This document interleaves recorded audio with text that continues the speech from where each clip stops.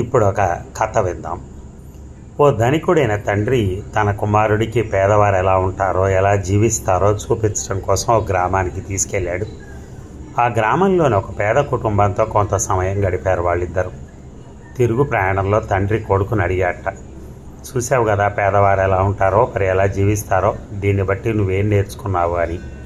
దానికి కొడుకు సమాధానంగా అన్నట్ట, మనకు ఒక్క కుక్క మాత్రమే ఉంది, వారికి 4 కుక్కలు ఉన్నాయి. మనకొక స్విమ్మింగ్ పూల్ ఉంది, వాళ్ళకి నది ఉంది. మనకు చీకటి పడితే ట్యూబ్లైట్లు ఉన్నాయి, వారికి నక్షత్రాలు ఉన్నాయి.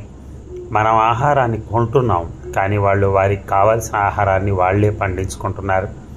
మనకు రక్షణగా గోడలు ఉన్నాయి, వాళ్ళకి రక్షణగా స్నేహితులు ఉన్నారు.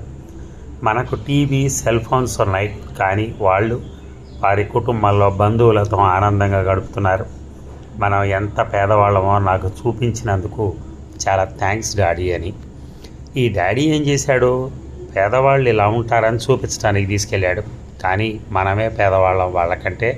నువ్వు ఈరోజు మన పేదరికాన్ని నాకు బాగా చూపించావంటున్నాడు తండ్రితో కొడుకు. చూసారా, అది టిట్ ఫర్ టాట్ అంటారు చూసారా. మనం ఏదో అనుకుంటే ఏదో జరుగుతుంది. అది